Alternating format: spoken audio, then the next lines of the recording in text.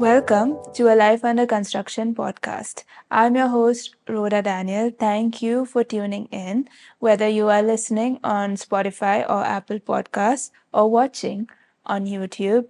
I am once again very happy to have you here with me this week. I hope you had a good week. I had a very busy week, but thankfully, I'm still feeling energetic and alive, which sometimes does not happen on the weekend when I'm filming this podcast. I'm ready for the next 2 weeks, which are also going to be busy weeks. So, we're going to see what happens with my energy then.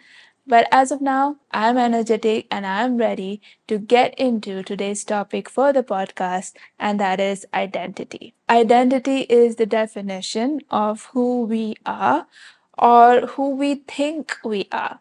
Our identities define us and dictate how we carry ourselves in this world. They dictate how we think about ourselves, firstly, but also how we view ourselves in relation to other people, how we talk to others, how we treat others. It all links back to our identities. But I realized that some of us, or most of us, are walking around with identities that are not necessarily true. They are warped in some way. And because of that, we are walking in this world not being our true selves. Our own identities are hindering us from living the lives we were meant to live. The best way that someone can stop us from living a good life is by attacking our identities.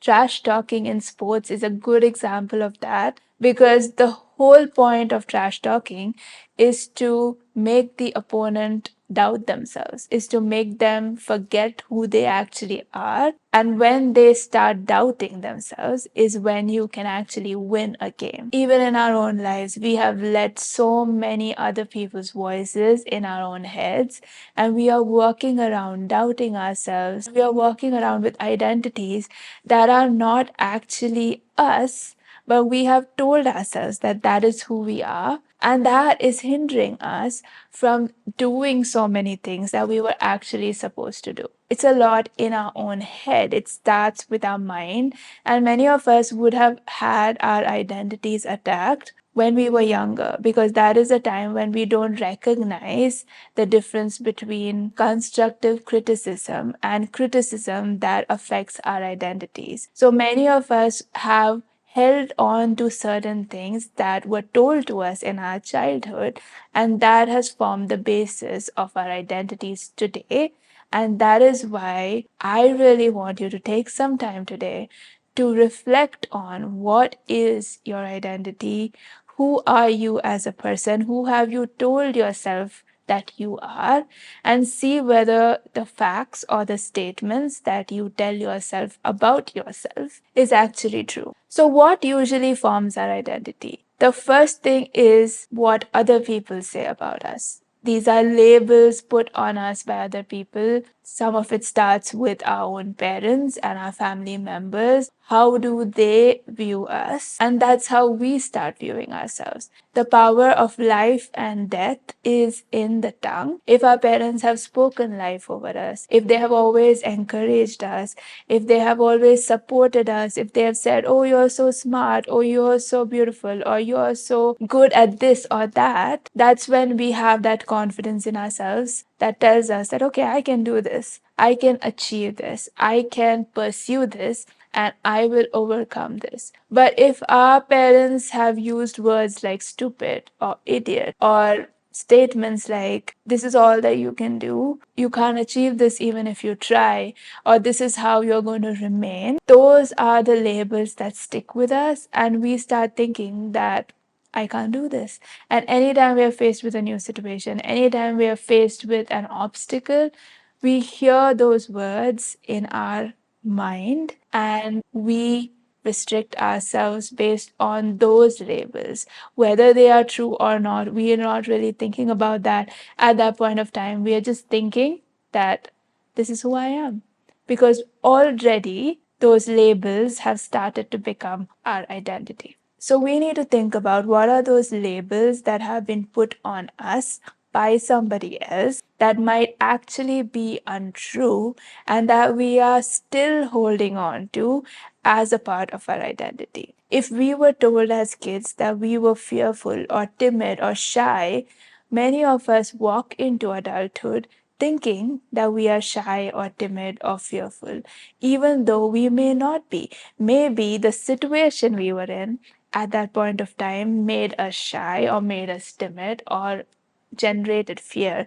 But that does not mean that we are always fearful, we are always timid, or we are always shy. So think about what are those things that people have told us that we have somehow grabbed onto and we have not let go, thinking that this is who I am. It does not necessarily mean that this is who you are. You need to filter all those labels that have been spoken over you over the years and sift them to see what is true and what is untrue. As I said earlier, the power of life and death is in the tongue. So we also need to be careful about what we are speaking over others, what we are speaking over our children, what we are speaking to our spouses, what we are speaking to our family members, because they may just seem like words, and words can be spoken and then we can say, oh, I'm sorry about that, or words can be spoken and we don't think it makes a big impact, but the power of life and death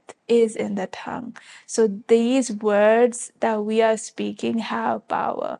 So when you are speaking positive words, and that's why affirmations have become so popular these days, because those are positive words, positive statements that people are speaking over themselves because they've realized that they've taken all the negative labels and put them on themselves. And it's so much easier to take a negative label because we are not so good at taking compliments. I think some people are better at this than others. We don't remember compliments so easily, but we will remember something bad that someone said. Maybe about our appearance, maybe about the way we talked, maybe about our family or our family's backgrounds. There are so many different things that we come across, especially when we are younger, that affect us and impact us, and we start taking those things as our own identity when it is not actually true. The other place that identity comes from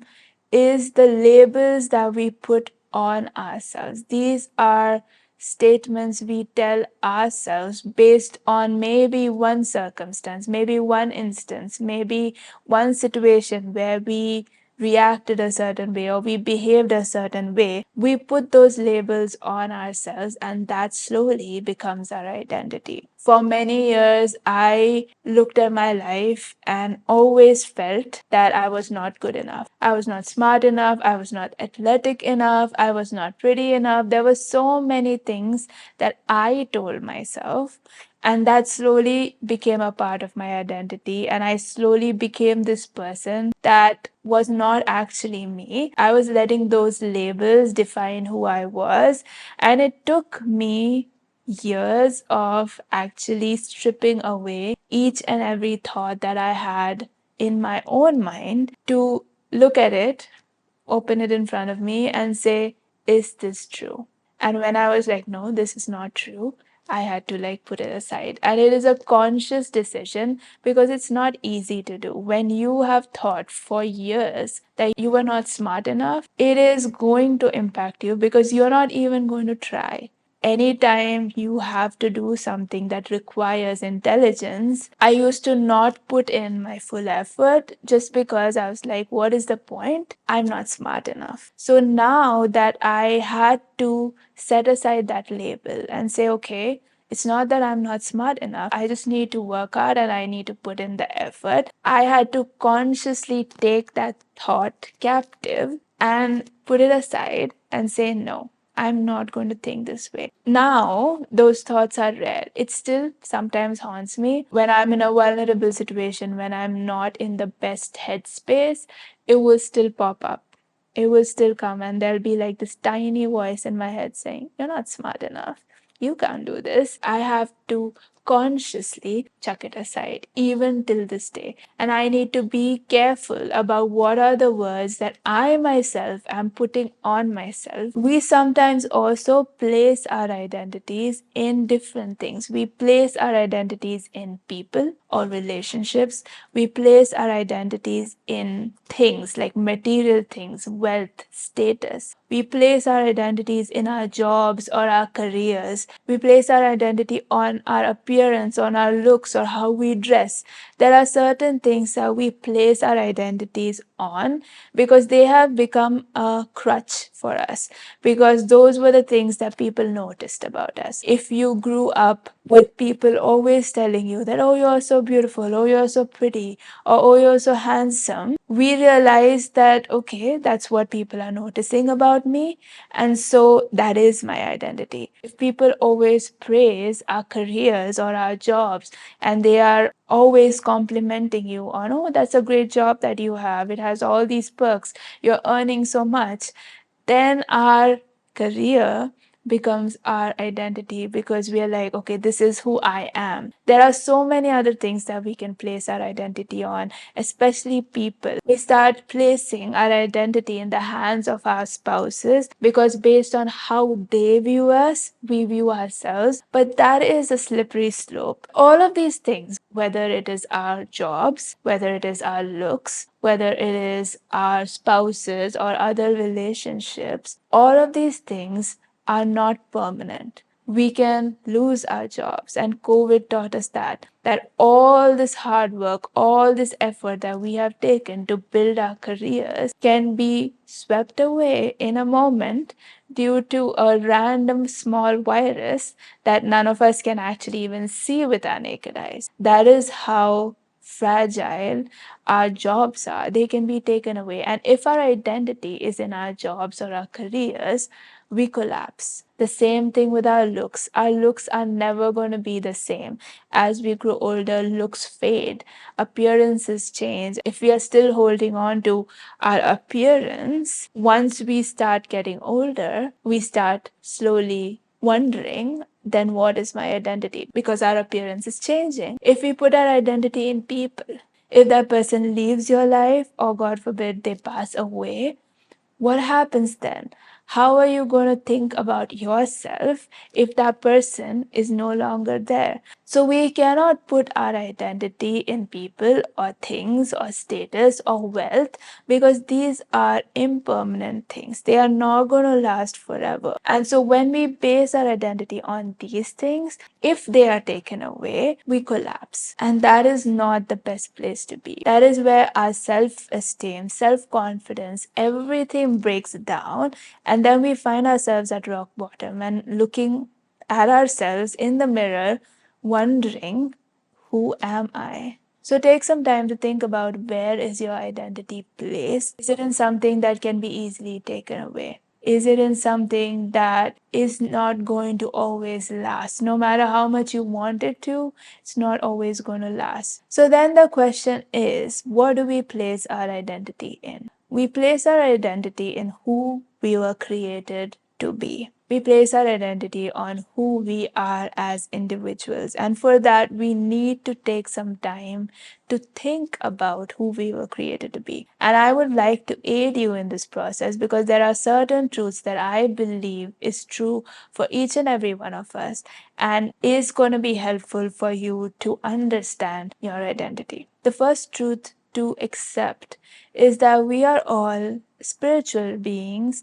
having a human experience. That means that we are not just our bodies and our minds and our souls, but we have a spirit as well. And that spirit is a major part of our lives. We focus on our bodies, we focus on our flesh and the desires of our flesh. Like if we are hungry, we eat. If we crave something, we listen to our bodies and fulfill that craving. We feed our minds because we use our minds for whatever we are doing, for our work, for our day-to-day activities. We feed our souls because that is our personality, who we are. But we don't realize that we are spirit first. That means that we need to be doing things and living in alignment with what our spirit wants. When we understand that that is a major part of our identity, that is a major part of how we were created, we will realize that that is why sometimes, though we have everything, though we are doing everything that our body desires or our soul desires,